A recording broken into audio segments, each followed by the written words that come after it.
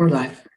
Okay, thank you. Welcome back. So we'll continue with Council's discussions about the draft 2022 budget.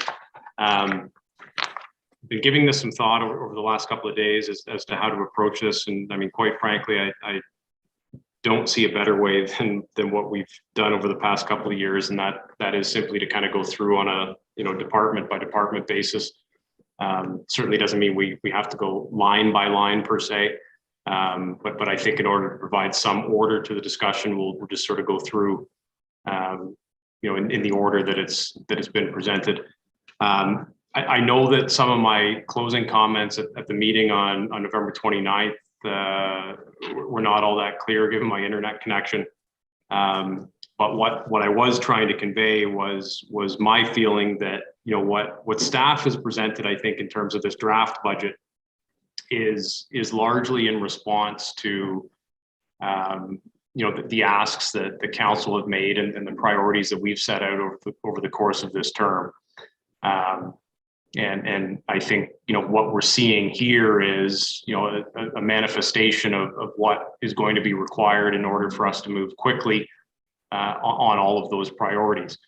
The policy decision, which ultimately rests with the seven of us elected officials, I think then ultimately comes down to how quickly we want to move on these priorities. If we want to move ahead very quickly and accomplish a number of these things over the course of the next year, then the draft budget that we've been presented with is likely the vehicle to get us there. And the costs that are associated with that are what they are. If, however, we decide that that's too rich, then that's fine. That's a decision that we can make. But I think that decision has to be made based upon the recognition that may in fact slow some of those things down that we would like to see have happen. So that's the way I sort of frame the question in my mind. Before we jump in and start going through that department by department exercise, are there any general comments or questions that anybody has? Councillor Hall?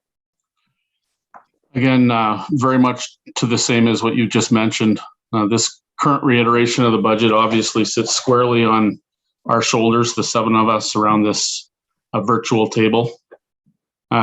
We collectively provided staff with what those various wants were, and this ultimately becomes a result of that. So obviously we have a certain amount of work that we have to do here. When I look at the key performance indicators, the two that come to mind when it comes to budget, obviously, is the tax rate. The other that I look at is with regards to debt to reserve and what that ratio is. And that is what is driving my thoughts as we go into this process tonight. And again, all of us need to just further reflect truly on what those wants versus the needs are. Anybody else before we jump right in? No? Okay. So I'm assuming everybody has a copy of the actual budget document in front of them. I'm going to ask that we start on page 4, which is the general government service. It's the revenue for taxation. Carrie, and I'll ask you sort of as we go through each department if there's anything that you want to point out kind of at the outset. So thank you through the mayor. This page 4 is just basically a summary of the budget as a whole. It provides the increase in the tax rate, the effect to the homeowner. It shows what our assessment, taxable assessment growth was, the levy increase, and it basically just reflects the taxes, the amount to be raised by taxation. Okay. Anything on that page? Councillor Bernardo? Just a quick question on item account 4017, taxes written off residential, and I noticed that the estimated amount is higher than the budgeted amount, and the same thing happened in 2020. And yet in the draft budget, we have a lower amount. Is that, when you say tax written off, those are uncollectible residential taxes? Am I correct in that thought process? No, those are not, it's not that we've written them off as uncollectible. Those are assessment appeals. Those are assessment appeals. Yes. So Carrie, year after year, the amount that we estimate seem to be higher than the amount we budget for. Why would we lower the budgeted, what we're budgeting for? I guess is a question I'm trying to ask.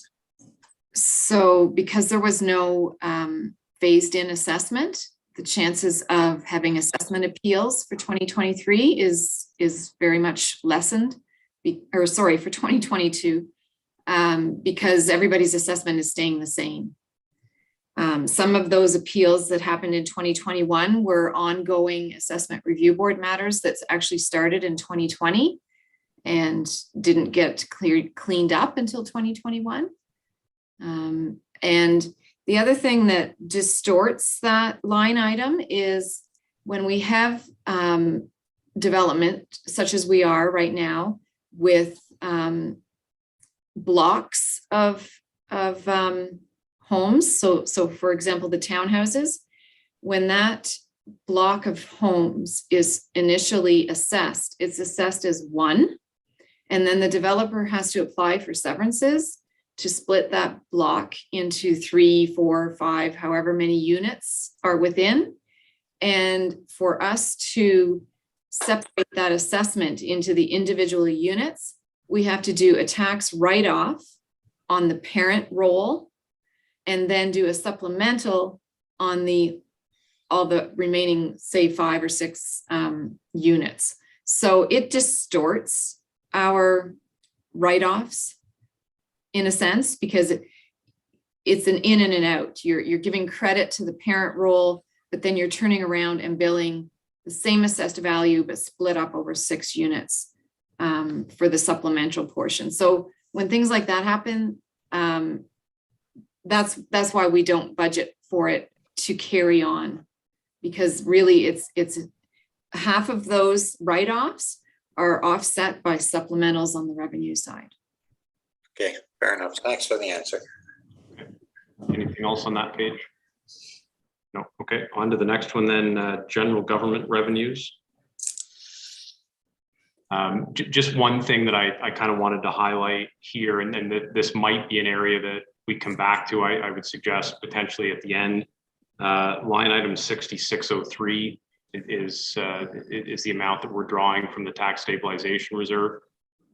As Carrie had mentioned in her earlier presentation, if you follow that across, the budgeted amount that's showing now is just slightly more than $143,000. So that's what is being suggested, that we draw from that reserve to kind of lower that tax rate increase. That is down from approximately 200,000 that we saw in the budget framework.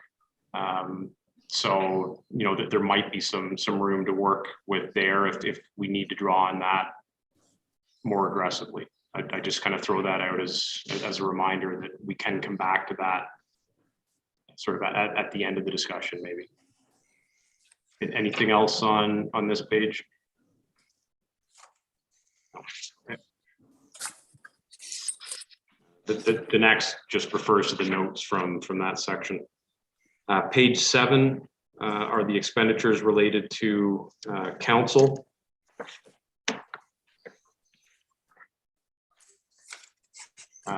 Carrie, I was going to ask, or Jennifer, maybe you could comment on this as well. Line item 7370, that the actual line title is council materials and supplies, but I see in the notes that includes $6,000 for renting the CDRC town and country room.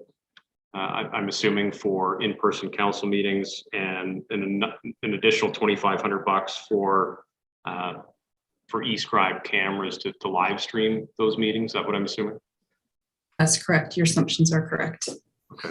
So there's a total of $8,500 there, which, you know, in theory could be avoided if we remained meeting electronically. There's also the election iPads in there, though. I'm not sure what that is. Election year iPads. Is that for new council members? Yes. Okay. Is that captured in the total 8,500, Jennifer? Or Carrie? No. No. That's over and above? Yes, because that line item is actually increased by 12,000. Okay. In 2021, we budgeted 3,500. Now we're budgeting 15,500. So it's an increase of 12. And so out of that 12, 8,500 is the meetings and the e-scribe. Okay. Thoughts on that? It all depends on COVID, does it not? Like, it doesn't look like we're going to be meeting in the new year at the rate things are going right now. Well, and that's just kind of what I'm wondering. I mean, not that $8,500 in the grand scheme of things is a lot of money, but I mean, it all adds up, certainly. Denise? Just to clarify, to Walter Bernard or to Councillor Bernardo's point, you could, as the council, decide, regardless of COVID, to continue meeting virtually and potentially then continue to have live streaming and all the other benefits if you wanted that process, realizing that in person does have its advantages as well. But I think the clerk's report in the past said that our experiences is that the number of viewings and the participation, at least in terms of watching it, is increased significantly with the virtual format. And then we could rethink how to regroup maybe in the last quarter of 2022 as an option and just make it as a policy direction now. For the purpose of sort of moving along tonight, Carrie, could you maybe just make a note of $8,500 as a potential, area that could be trimmed, and sort of as we get to the end of the discussion, then we can maybe see how many of those potentials we have and what they total. Does that kind of make sense to everybody? Okay. Anything, Carrie? So something else I wanted to point out on that page is at the time of the adoption of the 2021 budget, council had formed an anti-racism task force. And at the time, $20,000 was allotted to that task force. Over the course of 2021, the DEI committee was established, and they were told that that $20,000 could be utilized by that committee. So to date, they've only spent just over $4,000. Maybe they could be encroaching on $5,000 by now, I'm not sure. But what I've shown there as an estimated year-end actual is the full 20. And what I had planned on doing with that, just so that money doesn't get lost in the year-end surplus, was I had actually created a reserve for it and put any unused balance in a reserve at year-end, because I know there has been some discussions with respect to the town doing a gap analysis or a DEI audit at some point. And that task will be similar to doing any consultant audit. It's probably going to cost us, a couple tens of thousands of dollars. I'm not sure exactly the amount, but if we put $15,000 of that into a reserve at year end, that allows us to put that towards it if there comes a time when we do that type of a study. We had thought that if we did hire an HR person that was identified in the budget framework, that HR person could perhaps do the gap analysis, but depending on whether or not that position survives the budget process, we may have to outsource and use a consulting firm to do that for us. So that's just what I've done with that approximately $15,000. And then you'll see for 2022, there's no budget there for anti-racism initiatives. And what we've done is we've moved the DEI committee to page,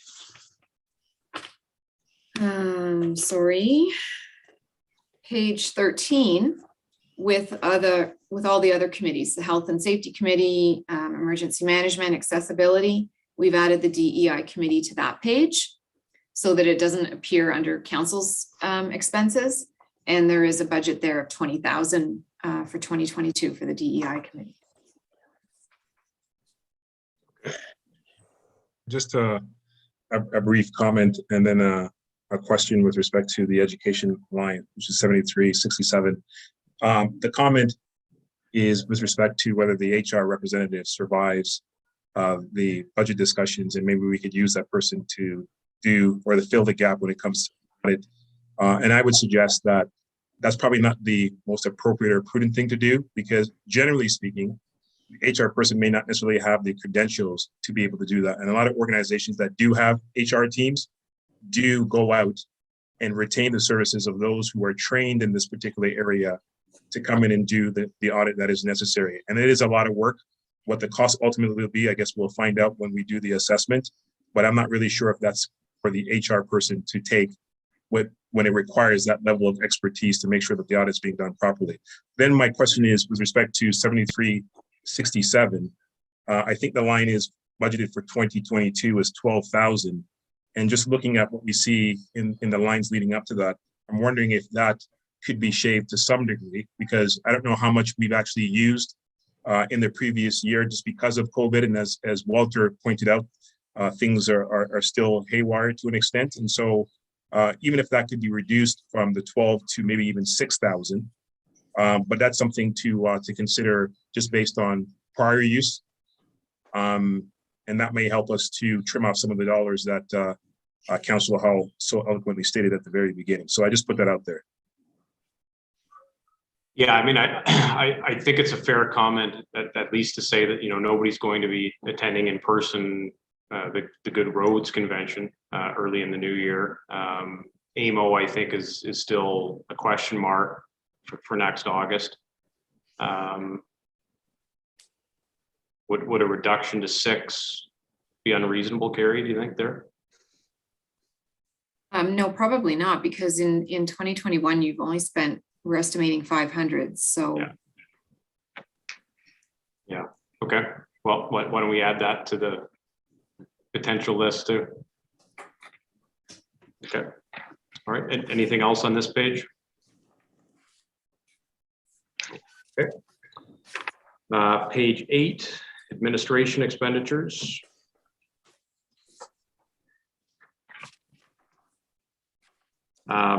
So on this one, Carrie, do you want to explain kind of the effect on the county IT services? So through the service delivery review that the county undertook, one of their recommendations was that they review services that they provide to third parties for IT. And so they have done that, and we've actually formed an IT working group with the county. They have not been recouping their costs for the services that they provide to more than just Shelburne. They provide the service to a couple other local municipalities as well. And when we think of IT, you maybe think of, again, similar to engineering or planning or HR, that a person that you have in-house maybe doesn't have the expertise enough to perform the full scope of the job, and it takes a team of people. So through the county, we are able to utilize their team of IT staff. And so when they did sit down and analyze how much time they spend, working out problems for us, as well as just the behind the scenes monitoring of, our firewall and our backups and just general software updates, we clearly were getting a very good deal these past few years from the county. So their service has been approved at the county level for a 3-year phase-in. And so in the first year, we would only have to pay 35% of the increased costs. It ends up being almost, I think it's $97,000 is what the cost is going to increase to in year 3. But if you compare that with other IT services and I'm sorry, I don't have my notes in front of me from our county meeting.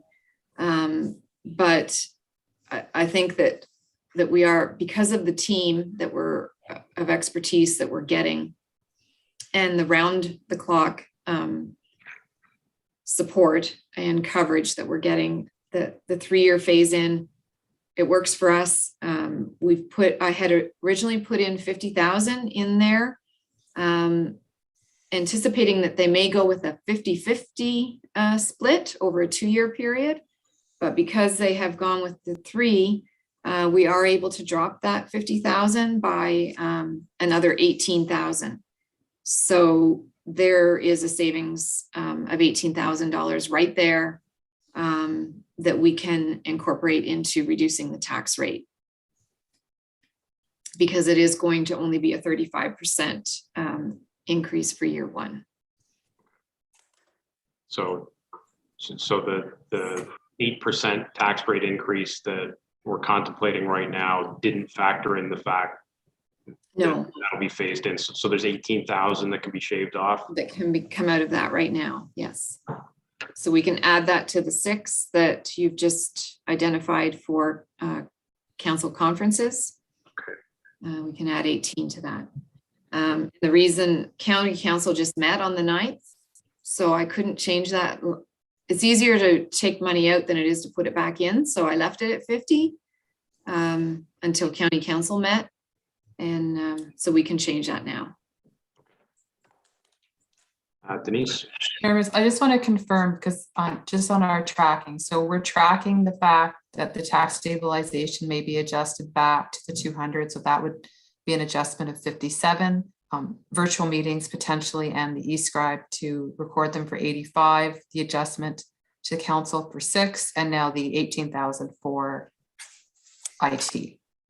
Just so we're keeping a running tally, I just don't want to misunderstand what kind of direction, so that we, if you want to hit that amount of X amount, we're going to give you a check-in amount as you get through these reviews. Yeah, the tax stabilization part, at least for my part, I mentioned that at the outset as something we could come back to maybe make up any difference we need. I don't want to be married to any number right away. Let's kind of see where we end up by making some other adjustments. But just to know that based on the framework that we saw a couple of weeks ago versus the draft budget tonight, that there might be some room to work within that stabilization reserve still. Deputy Mayor. If I could apply the same logic potentially to line item 7351, which is admin conference expenses. I see there's an estimated at 9,500. We see the actual for 2021 at 2,479. And so I wonder if there's an opportunity to maybe even reduce that to, let's say, 5,000. Of course, staff will chime in and say as to whether that's appropriate or not, but it's sort of similar in the way that I'm looking at the conference expense for councillors, facing the same similar dynamic, of course. So I'm thinking that maybe we could reduce that to potentially around 5, but I put that out there for discussion, of course. Thoughts? Denise? Most of our professional organizations have returned to predominantly a paid-based training opportunity. There was a number of free webinars and many sessions to allow us through our professional orgs to respond to the pandemic, but they have transitioned out of a lot of that. we certainly can look at a reduction. If you could just let us go back to review what could be potentially trimmed to come back with you. What we don't want to affect is because within that admin budget, there could be 15 different staff that are utilizing that training opportunity. And that would be eliminating it entirely. So if we could just let you know what could be trimmed, that would be appreciated. Okay, fair enough. Anything else on this page? Yes, I did want to mention. You'll notice on page 8 at the bottom under 2021 transfer to capital reserve, that 201,341, that is what we've estimated to be the 2021 surplus. And then if you turn to page 9, you'll see in the box where we've recommended what be done with that surplus. So in the 2022 budget, capital budget, we do have a snowplow truck at a value of 300,000 identified. So we were hoping that we would be able to put 150,000 of the 2021 surplus into that equipment capital reserve in order to offset that snowplow purchase, because there is not nearly enough money in that reserve to cover the 300,000. In addition, that leaves 51,341 that we would put to refund the tax stabilization reserve. So that is just a recommended suggestion that staff council can redistribute that as you see accordingly. That was just one thing that we kind of had thought would work. And then the other thing too that is in this, no, actually, sorry, you know what? It's on the it's on the town hall side. So yeah. So all the other thing that's new in here in admin salaries is the deputy clerk position is in here. And I believe that's it. How much is associated with that new position? The deputy clerk, including salaries and benefits package, is just under 85,000. 84,910. Okay. It's with a start date of March 1st. Is that realistic? That's not the entire year. I believe so. Any later and you're getting into election time constraints for the existing clerk to do training. So it would be beneficial to have that person on board in order to help with elections for 2022. Okay. So just for the benefit of those watching, the deputy clerk position was one of the new positions recommended through the service delivery review. Does anybody have any comments on that one? I mean, I certainly think the case was well made for the need for that position. That's my personal thought. A quick question on my part. How much time does that alleviate or take off the clerk's plate right now by having the deputy clerk there? Jennifer?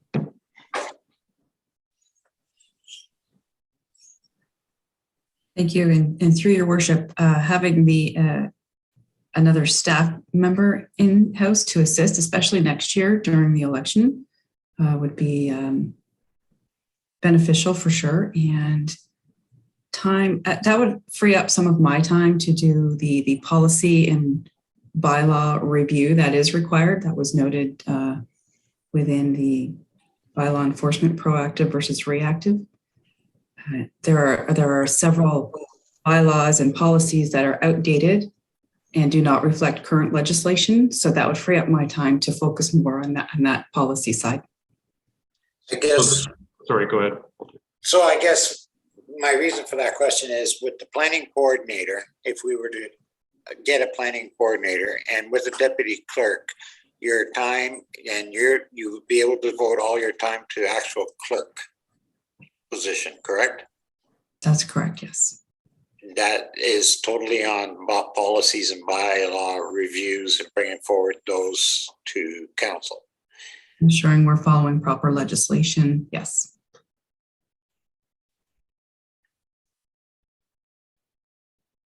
I'm done. I just wanted to know for sure what was behind.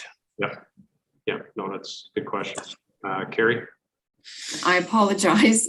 That labor line does not only just include the deputy clerk, it also included the HR coordinator as well. Oh, okay. Sorry. No, that's good. And again, that was another one of the positions suggested in the SDR.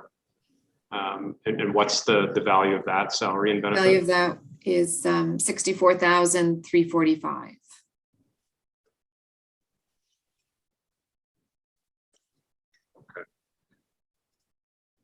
Going back to your worship's question, is that a March start date as well? Yes.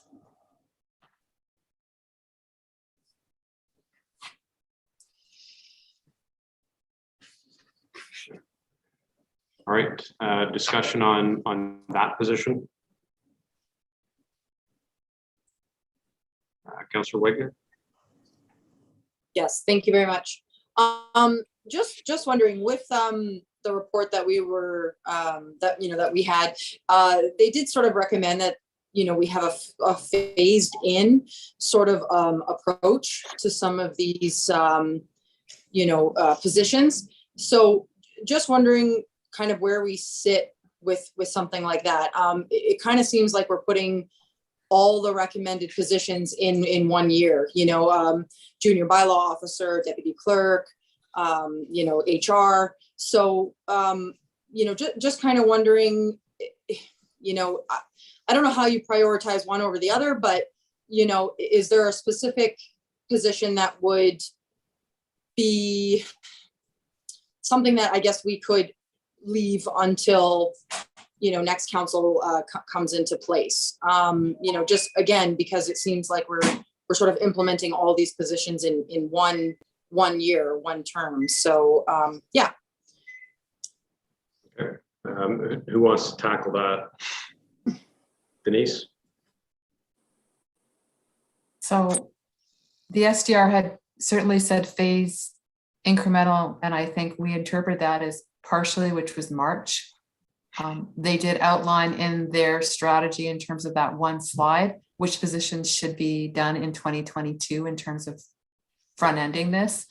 I mean, logically, we wanted the HR position to be the position that would hire the others, but certainly one of the critical positions, and it's net zero because planning fees covers it, would be the planning coordinator.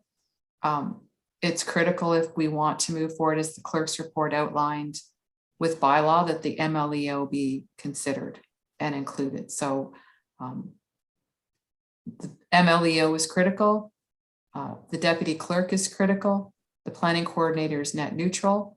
If we had the HR coordinator last and deferred even to 2023, the impact on the ability to move forward with a number of the priorities that were outlined in the SDR, namely the policy base, the succession planning, some of the others can certainly be deferred, and I would be the position for the most part that would be needing to handle all of that, because our deputy treasurer needs to remain focused and get back to being in treasury. So you have two positions that have tax-based costs, and of the four, one is net neutral. So on the basis of that, is that 64,000 and change for the HR coordinators something that we can sort of add to that list for now? Certainly can, Mayor So that's Mills, potential. but to your point, anything that was attributed to that position in terms of capacity that the SDR outlined would also be deferred with the position deferral. Yeah. Thoughts on that? Well, yeah.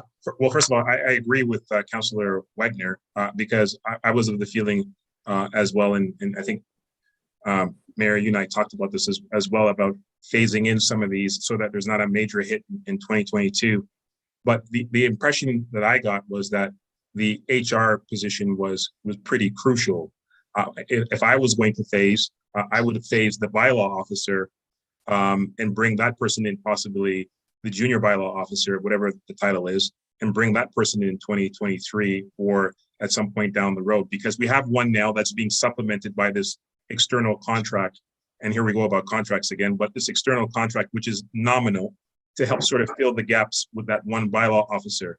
The reason why I'm thinking defer that person into 2023 is because by that time, certainly you're going to have those developments online, maybe Fieldgate, where of course you would need more bodies to be able to deal with some of the things that we need our bylaw team to deal with as we have more people in our community. So that's why I was thinking that could wait, but it seemed like the HR coordinator, there's a number of things that that person could do to alleviate some of the work that is being done internally, or maybe the work that goes externally to the HR person that we're using when we need to. So that's just my thought. Definitely phase, but I think the HR to me was an important position for this year 2022.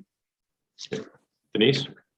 So, I mean, as staff, we believe they're all equally important, but if you ask us to prioritize, the reason that we would suggest that the MLEO is fundamentally critical, it dovetails with the report from the clerk on the agenda tonight, asking for a clean yards bylaw and the ramifications of the enforcement of that starting in April 2022, which is when we expect the short form wording to be in place, will create, as the other report that she did outlined, the transition from, where communities are proactive, which they aren't. But if we're going to move to proactive and add clean yards, there is going to be significant impacts. And as we also said through her report, we currently do not have, other than the tag for parking enforcement, which is a short-term contract. The scope of what council, we understand, has requested in terms of enforcement scope requires significant coverage, and that's only going to be possible with the second MLEO junior. So totally respect and appreciate that all the positions are important, but we understood that this was critically important to council and why we outlined that that would be something to move forward with in 2022. MLEO, just to be clear, is the junior bylaw officer. Sorry, yes, because in the absence of that, we will not be able to enforce the clean yards bylaw, as well as a lot of the other issues that you've identified you would like 7-day-a-week oversight on, including evenings and weekends as part of that 7 days. Sorry, and by hiring the junior bylaw officer, we can accomplish that 7 days a week, evenings, weekends, with the 35 hours for both of them? I'll let the clerk, she did provide an overview of what the schedule would look like in her report. Yeah, I looked at that report. I was just looking at the hours. I wasn't sure that that was going to happen. Yes, that will happen. Councillor Hall?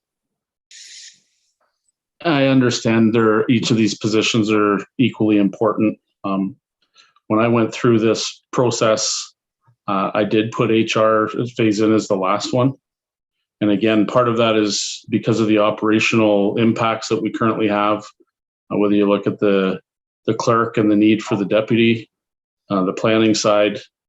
But then when it came to the junior bylaw officer, I just go back, if you look back over these last 3 years, how many times have we had the council inquiries that are specifically talking to and referring back to bylaw?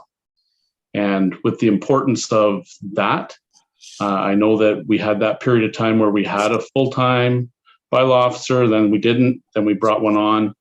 Based on the fact of the growth and the need, I really think that the bylaw officer is more on the front side than that on the back side.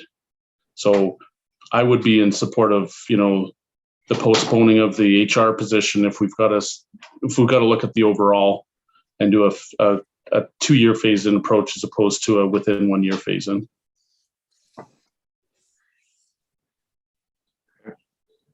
Thoughts from anybody else on that?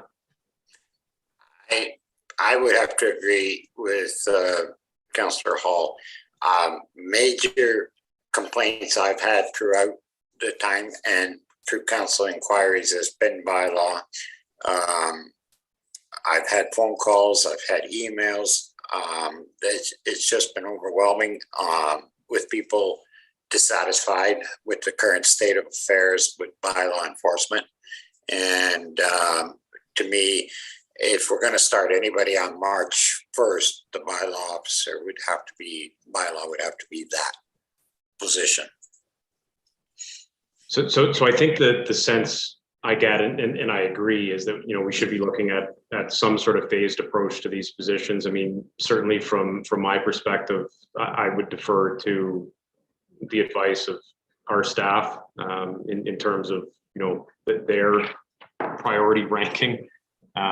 You know, recognizing, as Denise said, that they're all important, but I mean, if they're telling us that if one could be pushed off, that's likely the HR position, you know, I'll defer to their judgment on that, and knowing kind of what the ramifications are. But So, Mayor Mills, so I just want to make sure that I'm clear on this. So and I hear you about the bylaw complaints, and the predominant complaint was, why are guys reactive rather than proactive? And that was really the large crux of the conversation or the debate. And so are we saying that by getting the second bylaw officer that we're going to move from being reactive to more proactive in many of the bylaws that we currently have? certainly in terms of the clean yards bylaw that's coming up later on. Was that 2 or 3 meetings ago? If you remember the clerk's report on, you know, a lot of those, you know, Things fall in that category? Yeah, kind of the usual suspects, for lack of a better term, you know, things that people most often seem to take issue with, I think will start to get caught up under that clean yards bylaw. Yeah, I remember. Okay. But I mean, it's the age-old question, right? You know, do you enact a bylaw that you don't have the manpower to enforce? So, you know, if we're going to take that step, then I think we better backstop it with the staffing resources to enforce it. Fair enough. No, thanks for the reminder. Thank you. So is there some consensus there that we can maybe set the HR one aside right now on the list of things that Carrie's keeping tally of? Okay. Anything else on that page 8? Okay, don't see any. Page 9 or the notes from page 8.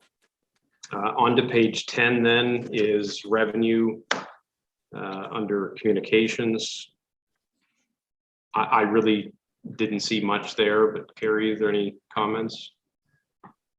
So this page is actually a new page that we've created, and that's why all the zeros exist prior to 2021. We've identified through staff realignment, a communications coordinator position. And so this is the budget that corresponds with that. We've moved throughout the budget. We've taken some expenses, for example, the website costs and advertising costs, and we've incorporated them into this communications budget. So those amounts have been taken out of other areas of the budget and brought here to represent our website licensing and hosting, our Bang the Table engagement platform, our monthly advertising in the local newspapers, as well as the staff costs associated with this position. So this is a brand new page, and it's just, there is no revenue to offset this part of the budget. What is voice recognition add-on? That's one of the accessibility requirements we were added to the website. So if I can't see it, by talking, it will let me know what's there. Yes, Jennifer can probably explain it better than I can. No, that's what I'm thinking it is. Just a quick question before you move on there, Mayor Mills. and maybe I'll ask for the assistance of my fellow councillor, Councillor Fegan. Is the web hosting cost seems at 6,400 seems kind of high. Is that sort of standard? Or are we getting bang for our dollar when it comes to that? I don't know. Well, if I can interject on that one, my assumption would be based on the amount of data that would have to be on this website itself would be absolutely significant. $6,400 for a year, that's really not that bad at all. Okay. Thank you. Anything else on that one? Okay. Next, the town hall revenues. I mean, there's not much to speak of there. Everybody okay with that? All right, and then on to page 12, town hall expenditures. Sorry, go ahead, Carrie. For this department, I just wanted to point out that we are slightly over budget in 2021 on a couple of maintenance items. It's maybe related to HVAC, and because we didn't have a building superintendent for a couple of years, and now that we do have a full-time staff in that position, and with the transition of the police services leaving, there was some housekeeping issues that had to take place in the town hall, along with extra COVID cleaning and extra contract there for that service for a period of time. So in 2022, we've carried on with some of the upgrades, for example, replacing some emergency lighting. We've now got the security monitoring installed, and so that cost, monthly or annual monitoring cost, is in here. And we did identify that the carpet on the admin side of the old side of the admin side of the town hall, we had put in for carpet replacement, and we had also included it at one point for upstairs on the police side in the boardrooms and the sergeant's offices, which we had since taken out.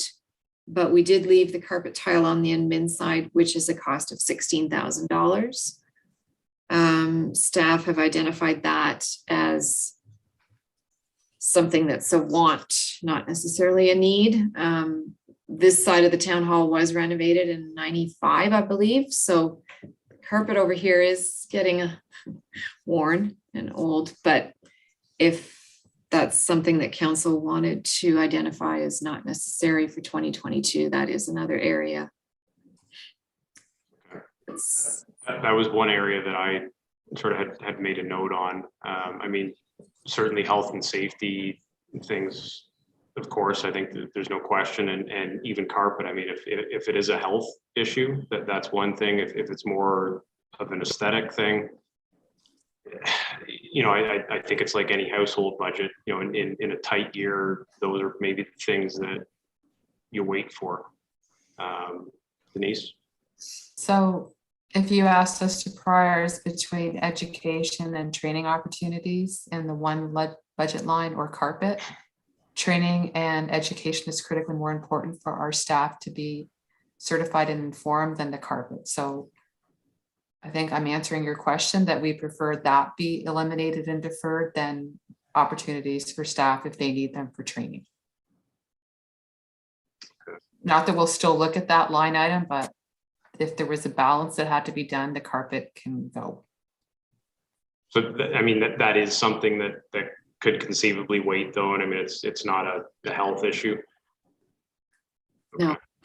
And I think I mentioned in the budget framework report, or not the budget presentation, sorry, that we do have under capital in 2023 and 2024, we do have some space planning identified, and that includes this side of the building as well. Any of the new hires that we are proposing, we do have space for them, but eventually we need to have a company come in and look at the whole building and do some space planning for us. So the carpet could wait till that happens, I suppose. When you're doing the space planning, would you do it for council as well? I think we're getting tired of being in the closet upstairs.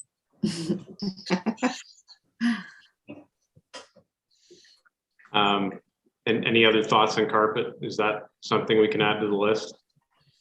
Okay, all right. Anything else on that page?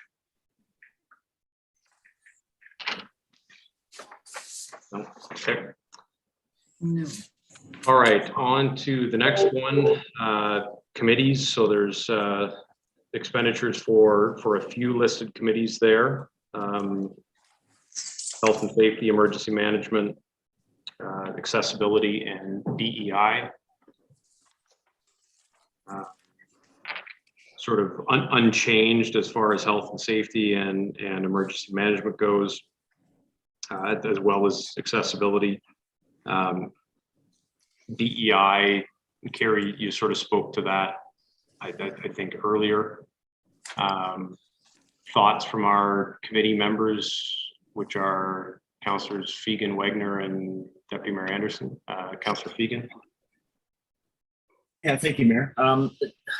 With the DEI committee, we gave them $20,000 last year. And as Denise has already pointed out, we've only spent just north of $4,100. Correct me if I'm wrong, Denise. And now this committee has done a very, very good job on putting together all the work that needs to be accomplished. A lot of credit to the chair and the co-chair. In fact, they've given us all a work matrix and have outlined specifically what we need to accomplish in a short amount of time. Realistically, looking at that, I don't see a lot of expenditure based on what it is we need to accomplish. Now, that's not forgoing, I believe Denise was already mentioning the fact of, or it was either Denise or Carrie talking about the training or supplements for education. We've already got 15,000 aside for that. I don't know that we need to spend another 20 this year. So maybe my recommendation would be, can we cut that in half down to 10 for this year? That would bring them up to a total of, what is that? That gives them 25,000 to work with for the year.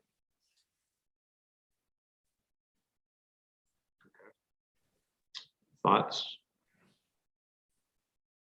So just to confirm, what is unused? I thought what was unused was being put into a reserve, right? So whatever was allocated last year and was unused is not going to be carried forward to 2022. That unused will go into reserve to offset this audit down the road. So it's not like they're going to start 2022 with $25,000.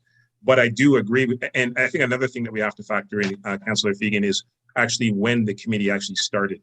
If this had started at the very beginning of the year and they only spent $5,000 or $4,000 or just shy of $5,000, I would totally agree with you that, you know, budgeting $20,000 for that line item is a lot of money. But I agree. Look, we are cutting across the board, and to your point, this is not to undermine the importance of the work that they're doing, but yeah, you know what,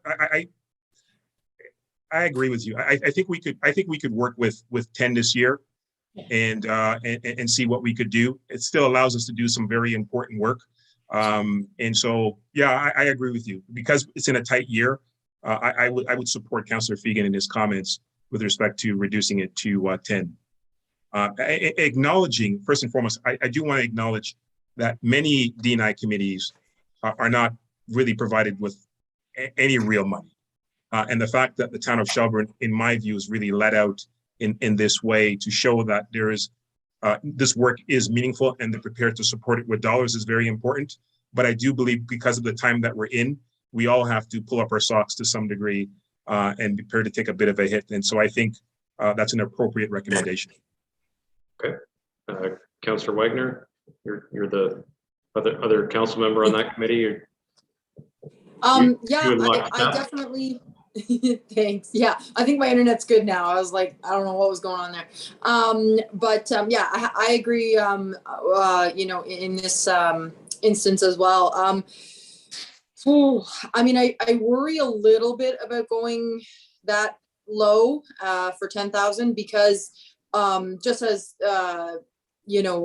Deputy Mayor Anderson noted, the time that we actually implemented or started the committee, and we've already spent almost $5,000, and that was almost only on one event.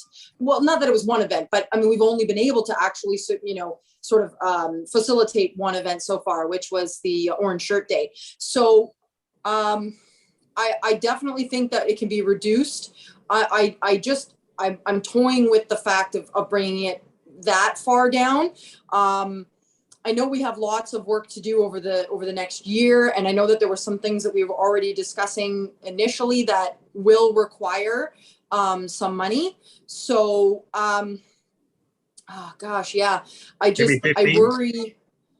Yeah, like I worry going down to 10 is maybe cutting ourselves really close. Now the horse trading starts.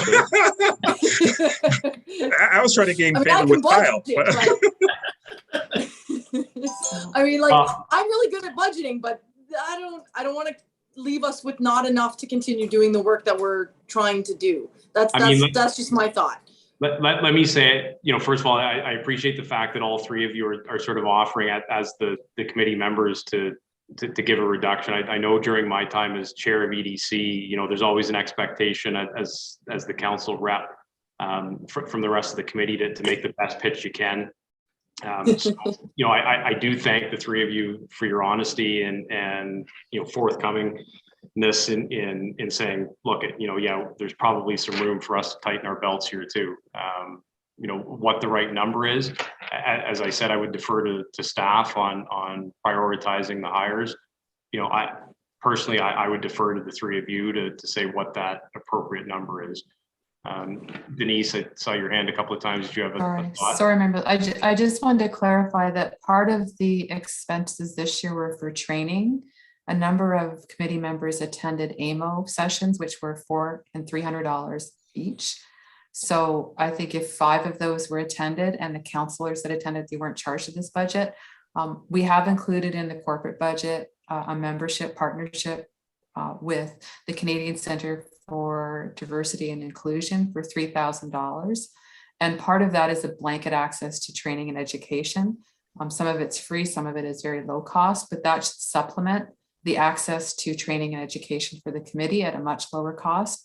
The other thing that we haven't considered to date, and the group met twice in the last month and meets again, their meeting is this monthly meeting, is there may be an opportunity, say for Orange Shirt Day 2022, to garner some sponsorships or donations to help offset some of those costs for the event planning. So that may be actually a way to supplement their budget. I feel more comfortable now. I think Lindsay has converted me. Yeah. I think maybe we could cut it down to 15, just to allow a full year, because we've already spent, like you said, 5 and we barely got out of the gates. And so even with these reductions, I think it would leave us a healthy budget to be able to do a number of different things. But Kyle, I know you're about to say something, so I don't know. I'm curious to hear what you have to say. Councillor Fegan, we're going to go to 12.5. Knowing Kyle, we're going to. To be honest with you, I mean, I'm okay at 15. The only thing that I'm struggling with is, like I said, I've got the matrix up in front of me right now. And there really isn't anything on there that is going to be an expenditure. I agree that the education, everything it has to be priority in case there's others of that committee that haven't had the chance for the education. But even still, Denise, correct me if I'm wrong, you said 3,000 was for the education piece? Yes, Councillor Vegan, but it's not in this budget, it's in the corporate budget. Right, okay, so, but that's what was spent roughly, was about $3,000. Yeah, I'd say probably about 1,500 of the expense for 2021 was related to education if 5 people took an AMO session at $400 or $500 each. Okay, looking at, I mean, both of you also have a matrix in front of you as well that you can always refer back to. But like I said, there isn't really anything on there that's going to need an expenditure. I'm okay at 15. I'd be more comfortable at like 12, 12.5. There's a negotiation. Sounds like we're at Vegas rolling dice. Hold on it. Like I said, I mean, The only thing I would say, yeah, go ahead. just the only thing I would say, Kyle, is just because, you know, in the last few meetings, as you're probably aware, that as these subcommittees are meeting, trying to come up with budget items for some of the things that we are contemplating. So it hasn't been finalized yet. But, you know, I'm in agreement with Lindsay. I think Lindsay is leaning towards the 15, and so am I. And I think we're able to get you there too, Kyle. Why don't we do this? Why don't we put a $5,000 reduction on Carrie's list now? So from 20 to 15, and we'll put an asterisk beside it to know that there's a possibility to maybe revisit that if we need to make up some more ground once we get to the end of this discussion. Does that sound fair? I was going to say, why don't we just make it real simple? Keep it at 15. I should just. Okay. All right. Good debate. Anything else on that page? I mean, the other two committees I think are, you know, kind of standard fare stuff. So, yeah. Okay. BIA. Oh, sorry, Councillor Weiger. Yeah. Sorry, just a quick question. Is Canada Day part of this area, or do we have anything set aside for Canada Day moving forward? It comes later on. There's a separate, yeah. Okay, thank you. Page 14, BIA, which, you know, as we've talked about in years past, that's simply an in and out kind of exercise, so that the town collects the levy on behalf of the BIA and then just simply returns it to them, so that there really is no budget impact, that the revenue and the expenses cancel each other out. Planning and development on page 15. So that's the revenue side of things. Is there anything to be mindful of there, Carrie? So we do have budgeted several studies. We're in year 2 of 3 of the master servicing study, year 2 of the Parks and Recreation master plan, and then we also have in the traffic master plan and bypass study. All of those are offset by growth, so they are DC eligible. So that is a major portion of our revenue for planning. And then we are also transferring 134,000 from the planning reserve, and that is to help offset some of the planning coordinator position, for one thing, as well as we collected a lot of lot fees in just recently in 2021 that we put into a reserve, and that we'll pull them forward in 2022 to offset planning expenses for the new field gate development. So that's basically your revenue.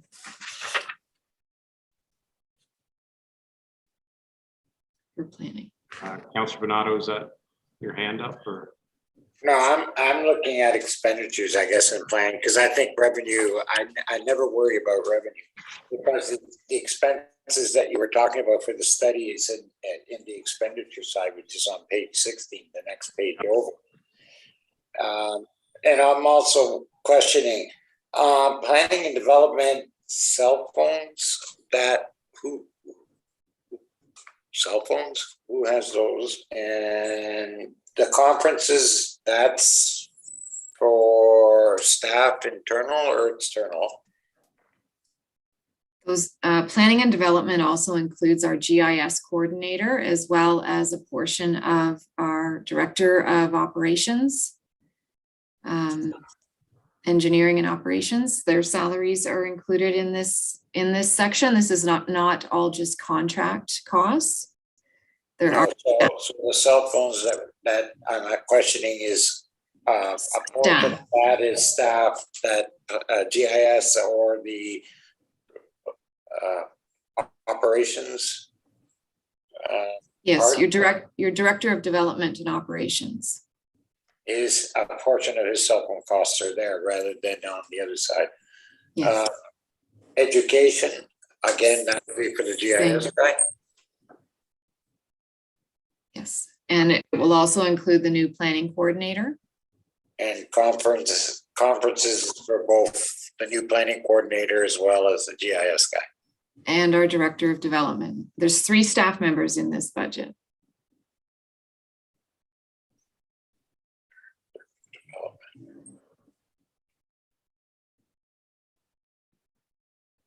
And can I ask a simple, stupid thing? Maybe, can we introduce the new staff people? Because I have no idea who any of these people might be at some point in time. We used to. At one point. No, I'm not worried about who we currently have, but when we get new people as they're coming in, can we be introduced to them so that we know who they are and in the office? Yep, the office is open every day. No, I understand that. They used to come to council and be introduced there. Okay. I can respond. That's really. When we hire somebody new, we're certainly happy to send out their name and the position that they hold and advise you of their hire. Yeah, because I don't think in the last while we even got that. So anything on that expense list on page 16? So just that it includes the new position of planning coordinator. The majority of the contract labor costs for planning are recoverable through planning fees. So if you look back on the revenue side, we actually collected $259,000 in 2021 for planning application fees, and those offset the contract labor costs for GSP. No, they don't. 280,000. 280,000 is the cost. 259 recovered. Yes, and we also put 237,000 in reserves. 21,000. So what's costing the taxpayer? Okay, anything else on that page? No. Okay. Next page 17 are the notes going with that one. Page 18 and 19 are the economic development revenues and expenditures.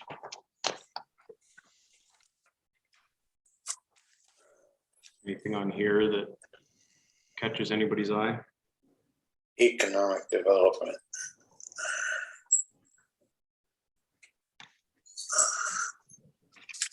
So this is the area where some of the costs have come out because there would have been shared costs relating to communications on this page, and we've moved them to the communications budget. There's also several projects that the ECDEV committee has been working on that aren't carrying forward, like they're finished. The community garden, for example. The wayfinding signs are done. We've taken delivery of them. They just have not been installed yet. The Grace Tippling revitalization project is done as far as the study goes. The corresponding capital work that would come out of that study is not identified here, but so this budget has actually dropped, and you'll notice the revenue has also dropped because there's no grants associated with any of the projects. I think the focus of economic development, we do have a line in there for the BIA expansion study. So I think the focus for ECDEV for 2022 was going to help with that. And Denise can maybe speak more to that. Thanks, Carrie. Through the mayor, the project is about $25,000. The BIA, we've had some meetings with their planning team and with OBIA, the Ontario version of the Ontario Association that represents the BIA. So they'll be looking at undertaking this study. The BIA is going to fund the majority of that. And we've just made sure that there's a contribution if necessary from the town to support the initiative. And I'll also point out that there is $30,000 budgeted to go to the ECDEV reserve, and that is to be utilized in 2023 for the capital project is identified as new sound and lighting equipment in the Grace Tippling Hall, which was one of the suggestions that came out of the Grace Tippling Hall revitalization study. That's the part that's highlighted in green. Yes. Okay. So we're putting 30,000 in reserve in 2022 under line 7309. But then you'll see in 2023, 20,000 of that is coming back out, and that's to fund that capital project, which I believe they are going to try to apply for a grant to help share in that cost, because the lighting and sound system has been identified as $100,000 project.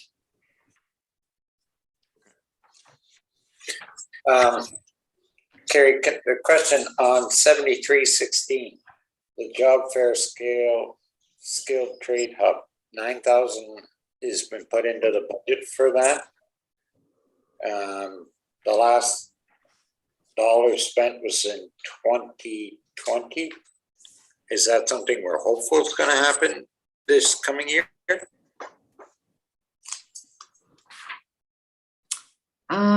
I believe so. I can address this. Okay. So this is an initiative that's working with the college and some other trade organizations. It was delayed because of COVID, and it will be in play. It's to create a hub within physically in Shelburne so that people that are interested in a trade can have the expertise and the training on site in collaboration with these agencies, including the ministry. So we can provide you with some more background, but it will happen, and there is grant money potentially that's already been in play as part of the background on this from the other agencies. Where will it happen? And I'm not sure. I don't know what the exact physical location in Shelburne is yet, but it is taking place in Shelburne. And that's with Georgian College? Yeah, Georgian College. There's other trade organizations and unions that have been part of the collaboration. Some of the high schools regionally as well. Okay. Councillor Hall? Yes, it's also in conjunction with many of the manufacturing side of things. So it is something that is very near and dear to those in the automotive field. Okay. Councillor Wagner? Yes, thank you. Yeah, so just to speak on that, because that was a question I had as well. So that's going to be a sort of like a permanent location, a 365 day a year type of idea, or it's just an event? No, it's training and education. It's not 365 days of the year though. It would be similar to any school that's open with scheduled hours, and it's for 1 year as a pilot. And I guess if it's successful, then it would be continued. But again, it's been 2 years in the making with a multitude of partners in the development stage. And this is our contribution to that project, because it was identified that Shelburne had gaps with respect to keeping people employed locally, and the opportunities, as Councillor Hall said, automotive is one of those major employers, was to give people an opportunity to stay in their own community or local. Okay, I guess it was just a little confused, because when you say like job fair, usually that's like a 1 day event where people come and, you know, they set up and you apply to work at their place. So now that it's sort of more described as a form of training, I can understand that. What about 7303? I understand the conferences and training. Obviously, we've discussed, you know, that sort of idea where we feel training is important. My concern is with a lot of things being online now and virtually, the mileage and whatnot might not be such a factor.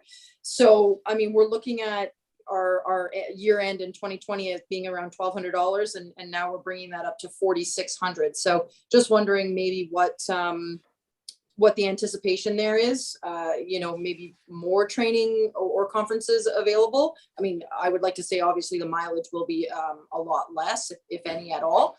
But just wondering if you're experiencing an increase in that training or conference.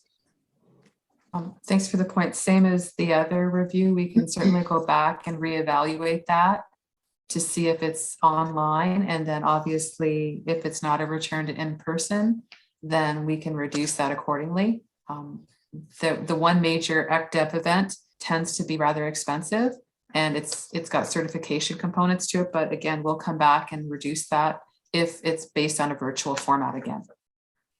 Okay, thank you. So for now, if you'd like to put a placeholder on that with a reduction, I'm pretty sure that we're expecting virtual again for most of 2022. Anything else in economic development, Carrie? I'm apologizing because I got my projects mixed up. I had said that 30,000 was being set aside for Grace Tippling Hall lighting. I apologize. It's being set aside for our gateway signs as a capital project for 2023 is the gateway signs. Okay.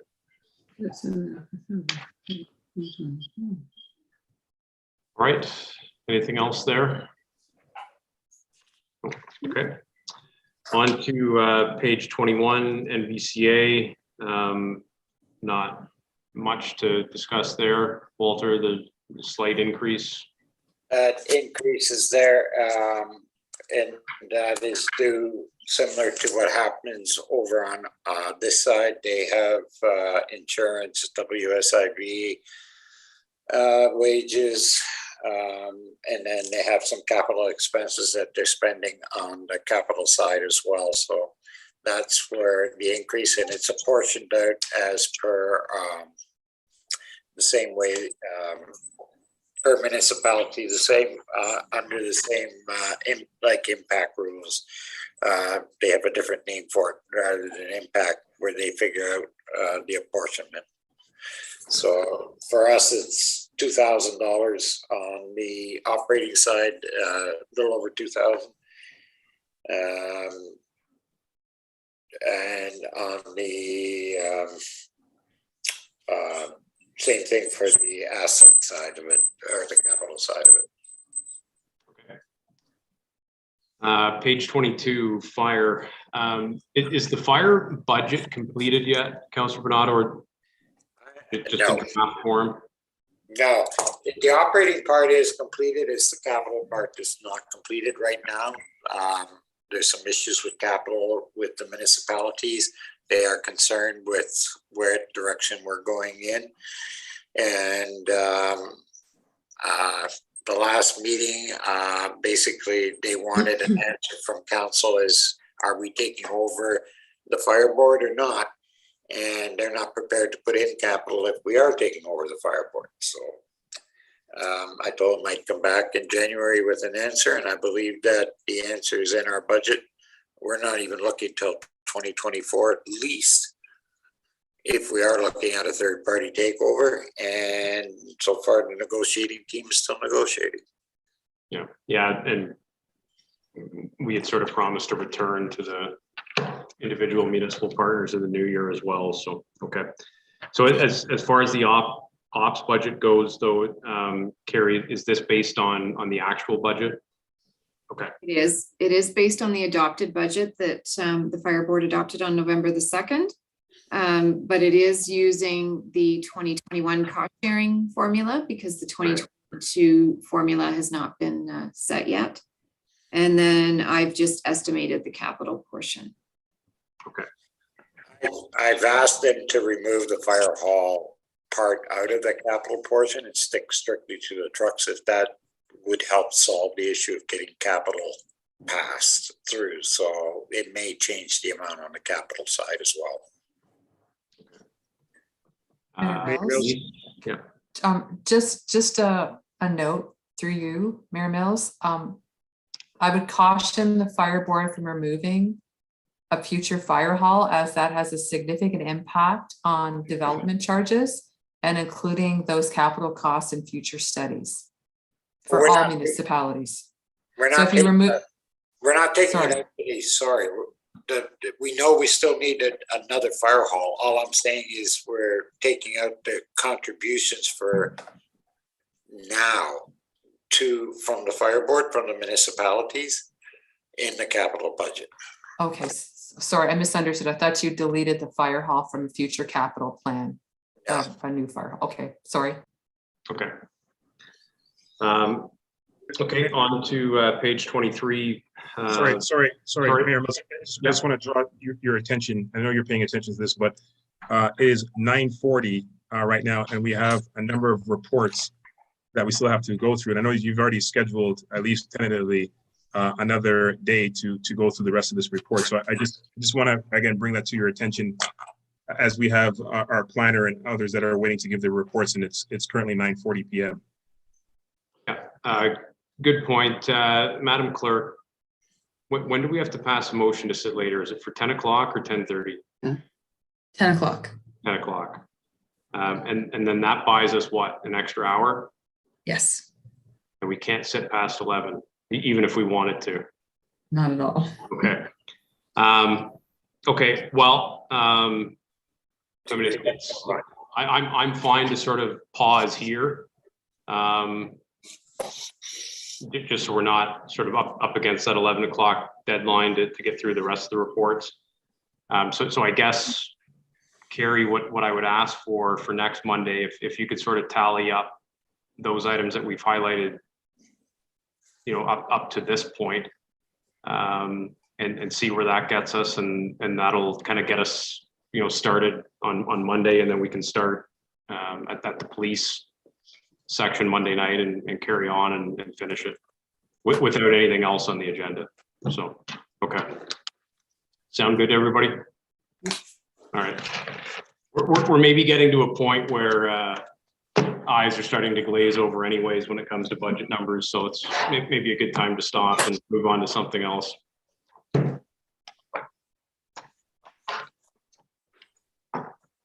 All right, so with that, we will move on to item number 3 on the agenda, which is a report from the town planner regarding the Scone Developments application for a zoning bylaw amendment.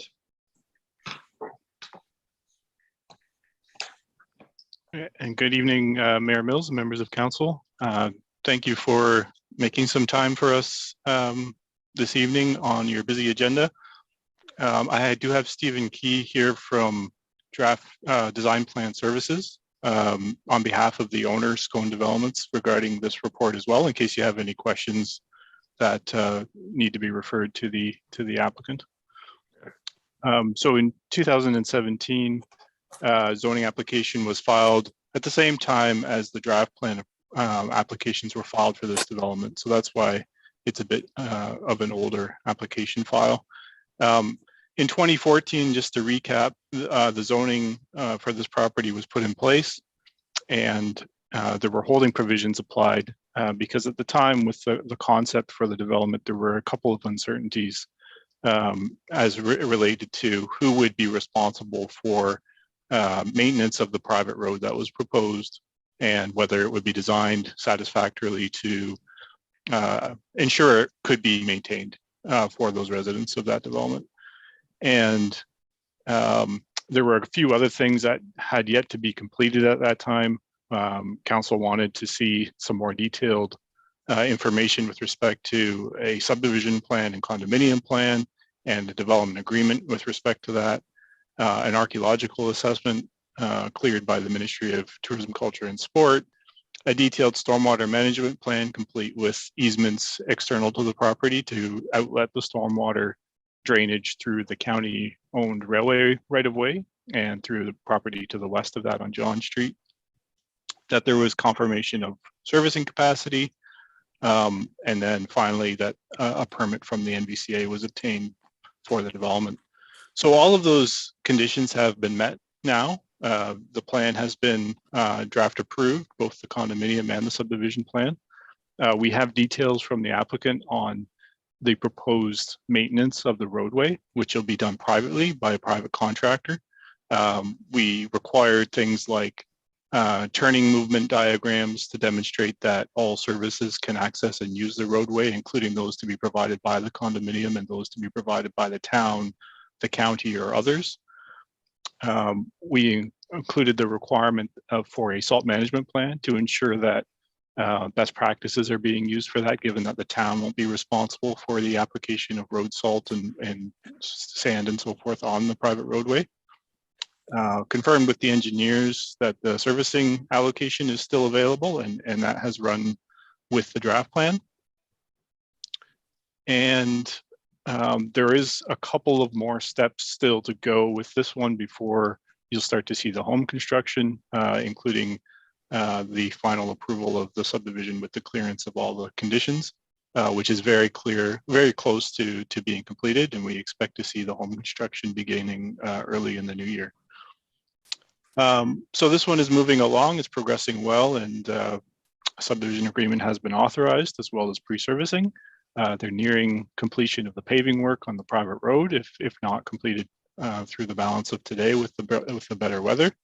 So if you have any questions of me or the applicant, we'd be happy to take them at this time.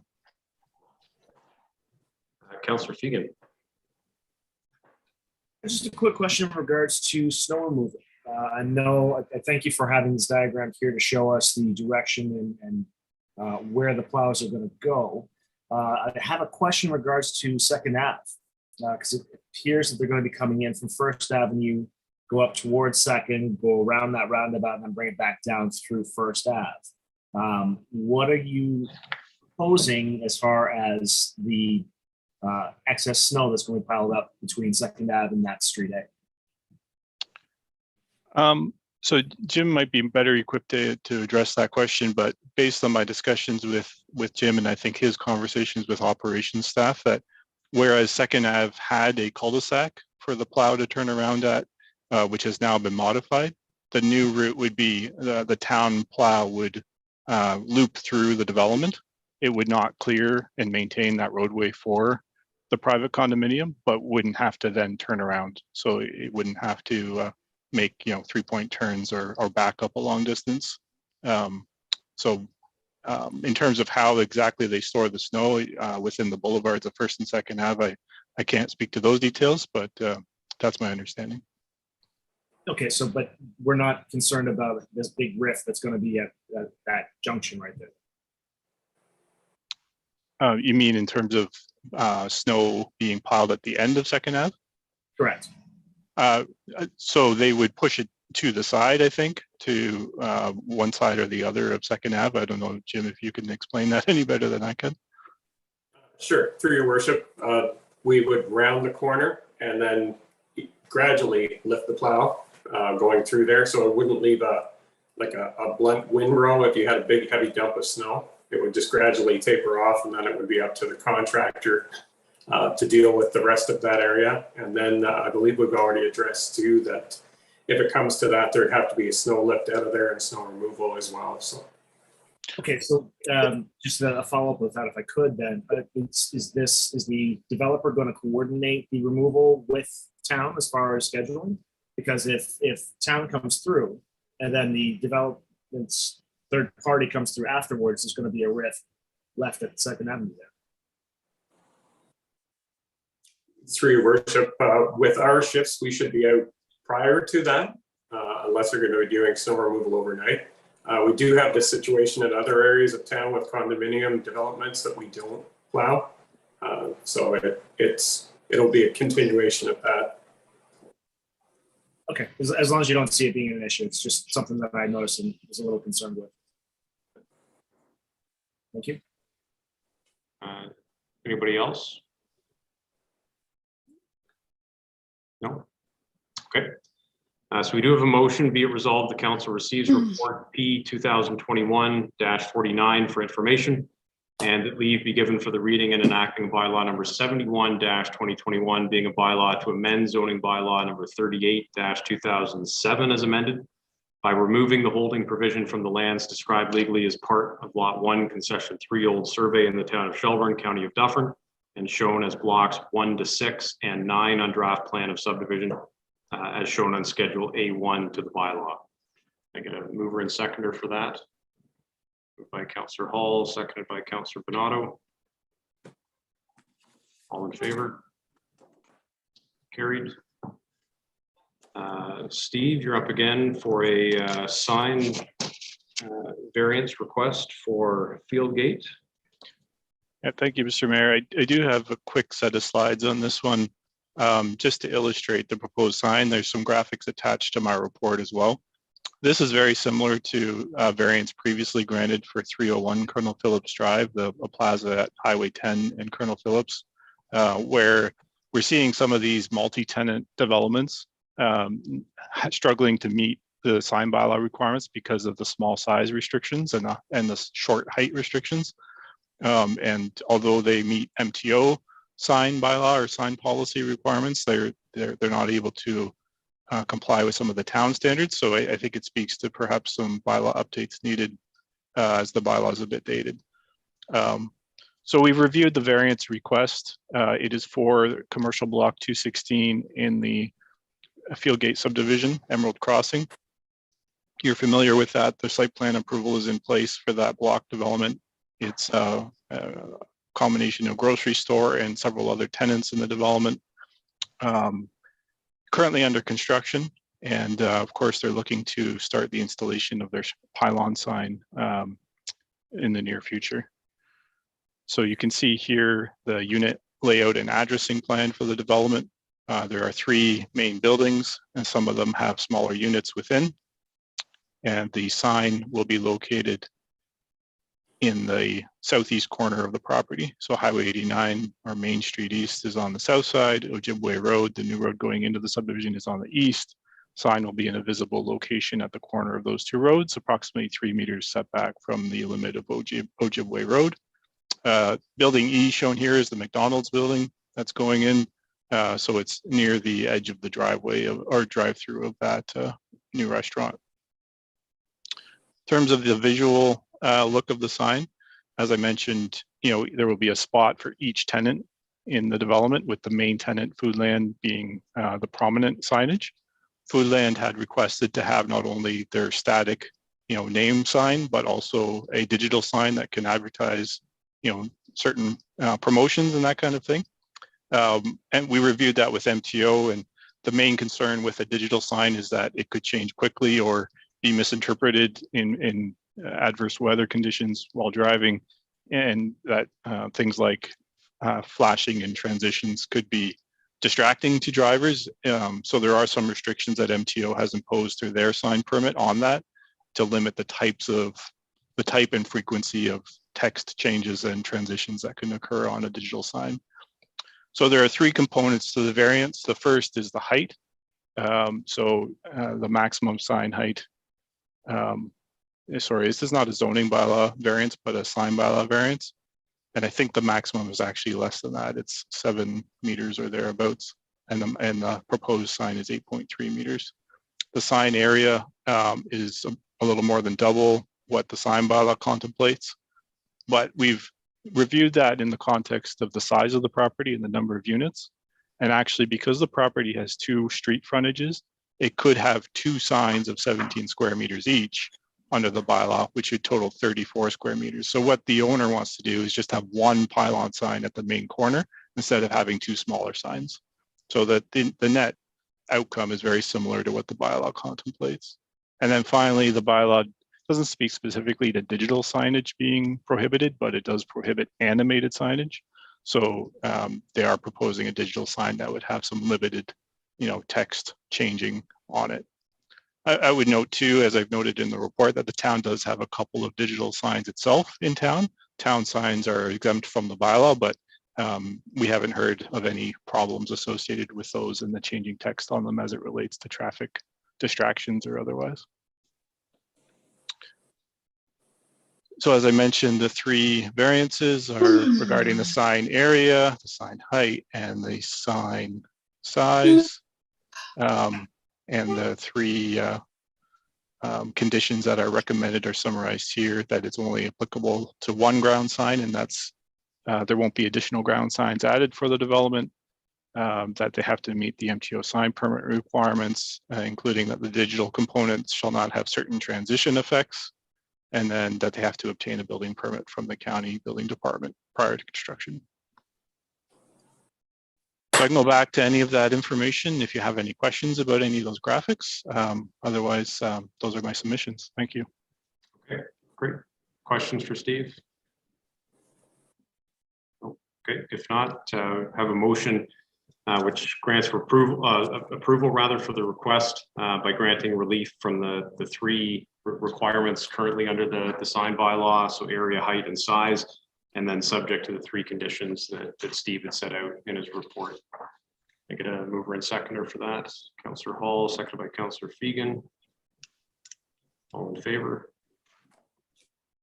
Carried. Okay. Thanks, Steve.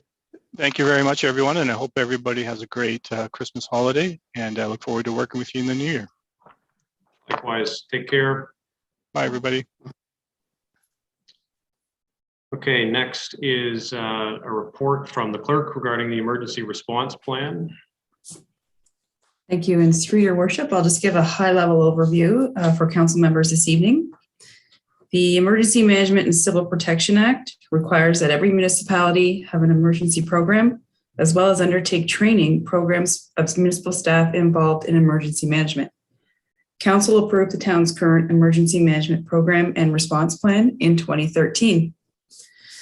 An updated plan was to be brought forward in March 2020. However, on the recommendation of the County Emergency Management Coordinator and the County Clerk, the plan was put on hold following the province's declaration of a state of emergency due to COVID-19 on March 17, 2020.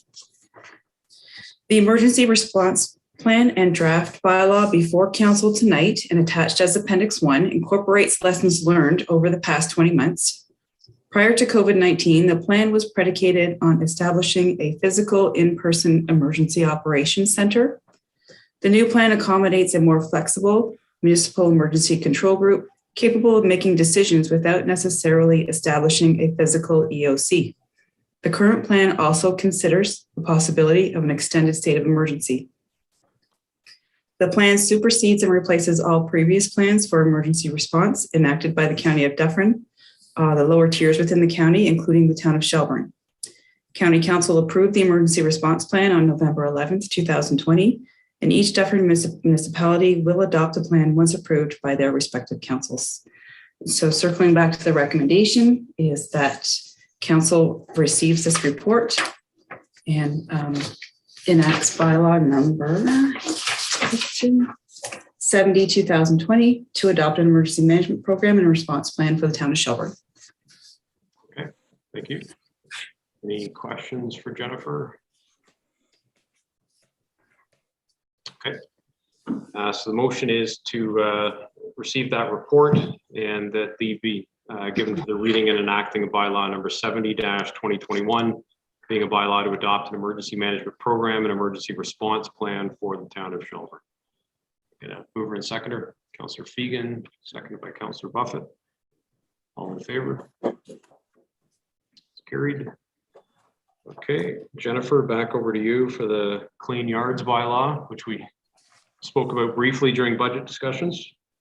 We did, and just again, through your worship, a high-level overview. Council received report LS 2021-12 on November 8th, which noted staff's review and development of municipal law enforcement strategies, including the proposal to bring forward a clean yards bylaw. Staff proposed to pass a bylaw addressing the maintenance of land in a clean and tidy condition, known as the Clean Yards Bylaw. The draft bylaw is attached as Appendix 1. Previously, Council adopted bylaw number 55, 2019, known as the Property Standards Bylaw. This bylaw provides minimum standards for all properties regarding the condition of exterior yards, exterior and interior conditions of buildings and accessory structures, and is passed under the authority of the Ontario Building Code Act. The Building Code sets specific guidelines and timelines for the enforcement of property standards contraventions and regulates and lengthens the process for achieving compliance. Enforcement of a contravention under the Property Standards Bylaw does not permit the issuance of fines, and all enforcement must be addressed by way of trial through the provincial court system. This process is lengthy and onerous for matters that, due to their nature, require minimal effort to rectify. The cost to the town for legal representation, along with the municipal law enforcement officer's time in these instances, are time-consuming and more costly than the cost of remediating the provisions described in the Clean Yards Bylaw. As part of a comprehensive review, staff have identified the existing legislation is outdated and does not address current community expectations. The proposed Clean Yards Bylaw, to be enforced proactively, would require the cleaning and clearing of any ground or yard. Modernization of the town's existing bylaws allows the municipality to remain progressive and meet the changing expectations of the residents and provide staff with the appropriate enforcement tools to be effective. The proposed Clean Yards Bylaw enhances service, will allow for faster compliance, and ensures the community standard is maintained in a more efficient manner. Educational material will be provided to residents regarding the new bylaw by way of utilizing social media, the town's LED signs, the website, and dedicated advertising space within the Shelburne Free Press. So noted in the draft bylaw as attached as Appendix 1 is the enforcement date coming into force in effect on April 16th of 2020. This allows time for staff to review with the Ministry of Attorney General the proposed short form wording and set fines associated with the bylaw. So circling back to the recommendation that this report be received as presented and circulated, and that bylaw 72, 2021 be enacted to provide for the maintenance of private property in a clean and clear condition within the town of Shelburne.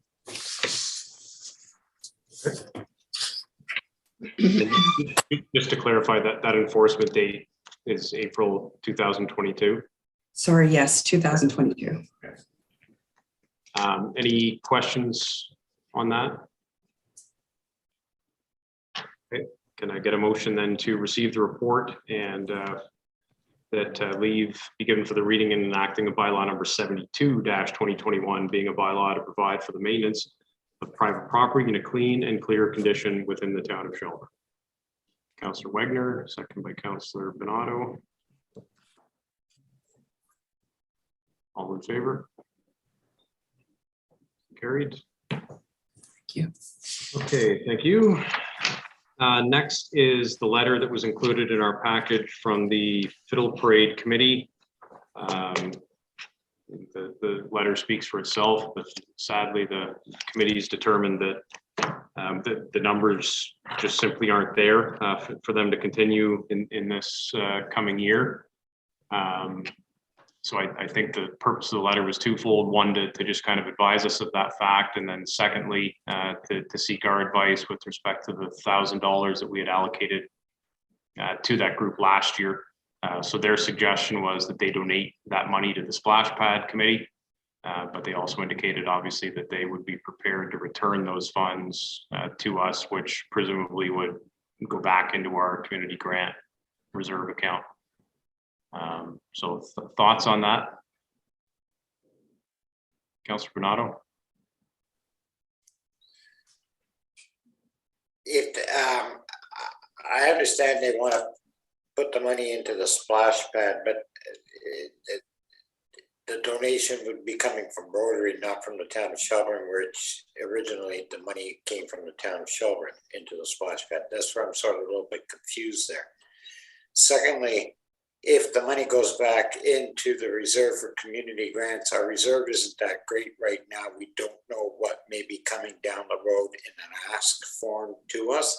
So having $1,000 put there might help somebody else out that may require the needs. So I'm sort of twofold on that. Either way, if the money comes back, we can donate it to the splash pad just as easy as Rotary. Yeah. Okay.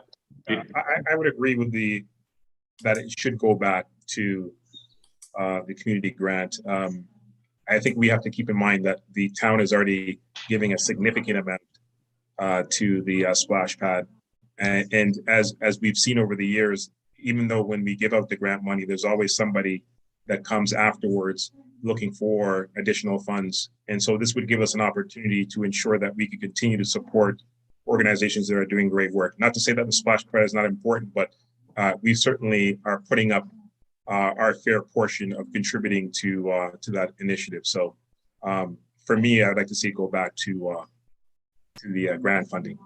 Okay. Sounds to me like we have a motion moved by Councillor Bernardo, seconded by Deputy Mayor Anderson, to receive the letter from the Shelburne Fiddle Parade Committee and to provide direction that the funds received by that committee through the 2020 municipal grant funding program be returned to the town of Shelburne.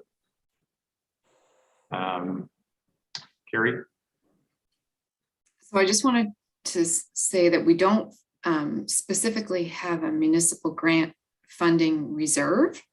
So we can take that money back, but it'll just be swept up in the year-end surplus unless you specifically ask me to put it into a municipal grant funding reserve to carry it forward, because it was 2020's expense. It'll just come back in as general revenue in 2021, and it'll become part of that year-end surplus. And we put that as part of the motion, that it goes into a reserve for community grant funding. We have that portion of money that was left unallocated after we did the committee. So I mean, my thought would be, and I think that's the intention, that we simply add it to that. Yeah. Is that doable, Carrie? So you mean add it to your 2022? Yeah, unallocated fund that we haven't allocated out to any group. Okay, so we would need to put it specifically into a reserve so that could be pulled forward in 2022. Okay. It doesn't automatically become part of the 2022 revenue. Is my internet slow, or is it everybody else's? We're just, our brains are slow. Putting it in 2022, I was thinking of the 2021 unallocated, that we have some money left over from the 2021 that we allocated out to groups, right? We do, but that at the end of the year, that money doesn't go into a specific reserve. It just gets lost in the year-end surplus. So the whole thing needs to go into a reserve, even what we haven't given out in 2021. If that's what you like for to happen, yes, that's. Okay, because I'm trying to understand as well. So if we can make that part of the motion, that the whole thing, the 2021 monies that weren't allocated out, along with the $1,000 we put into a reserve for 2022, if we can make that part of that motion. Can we deal with the two separate? Because we're already dealing with 2022 budget. I would just suggest that we deal with $1,000 now, and we deal with the remaining when we resume on next Monday. Okay, we can do that. Are you clear on that, Jennifer, just in terms of adding that to the motion, what the intention is? Yes. Okay, everybody else is clear? Good, all right, all in favor? That's carried. I need a motion to sit past 10. Right. Councillor Bernardo, seconded by Councillor Fegan. All in favor? Carried. Thank you. Thank you. We're almost done. Okay, next is the bylaw to provide for the levy and collection of rates and taxes. Carrie, this is just sort of housekeeping stuff. And yeah. It's just so we can bill taxes when we come back January 4th. Yeah. Any questions on that for Carrie? Okay. Don't move it, we're in trouble. Yeah.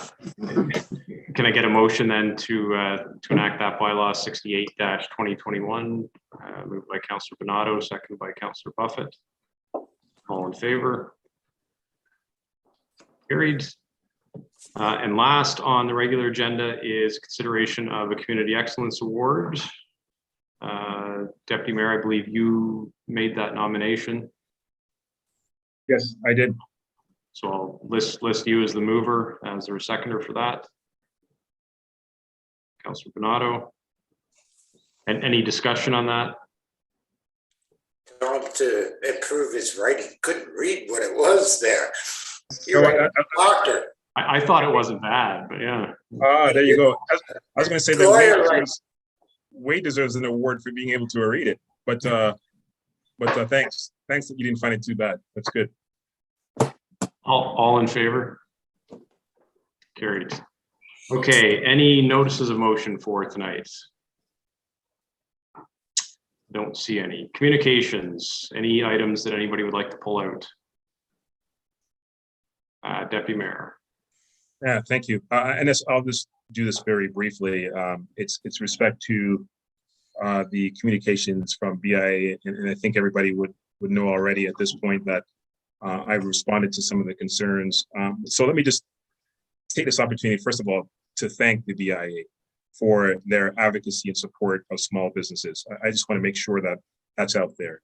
I think it goes without saying that we don't have a thriving community without our businesses being successful and supported by community members, including myself and everybody at this table. But there seems to be a little bit of confusion with respect to what our role is as council, and certainly what I said with respect to a complaint that was brought forward, which I'll address in a second.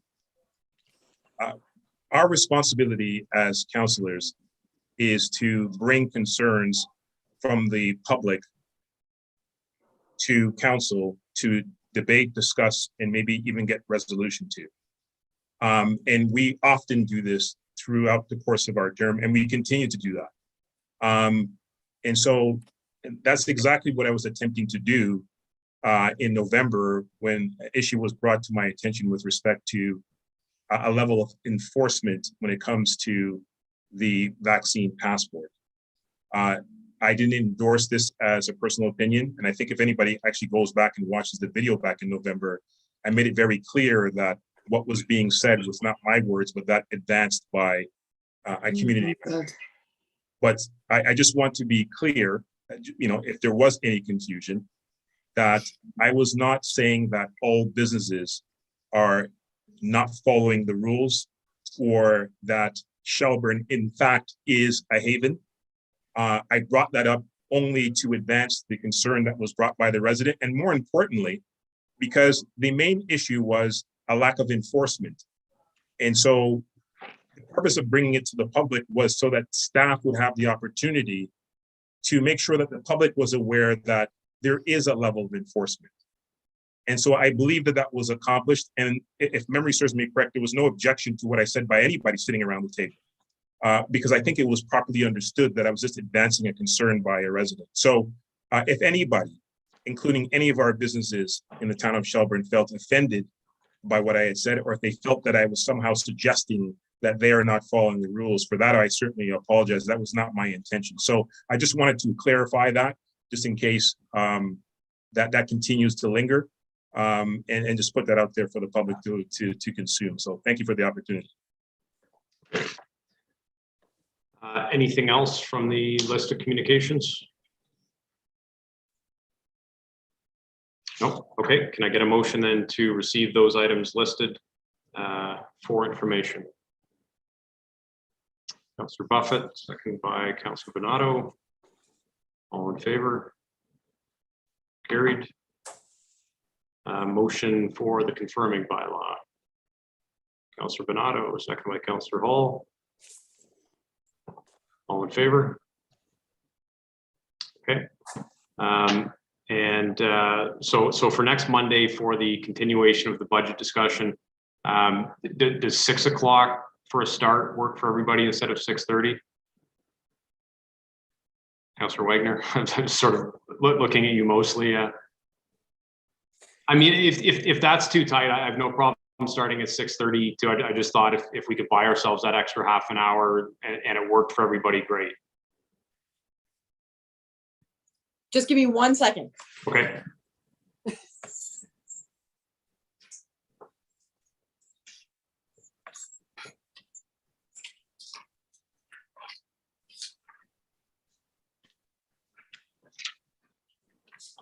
Okay, so that is the 20th, right? Okay. Yeah. Yeah, it might have to be 6:30. Is that okay? Yeah, no, that's fine. I mean, that's regular time anyways. So I certainly don't think we'll be here till 10:15 next Monday. Thank you. All right. Okay, so with that, can I get a motion to adjourn? Councillor Hall, seconded by Deputy Mayor Anderson. All in favor? Carried. Okay. Thank you all. Good start, and we'll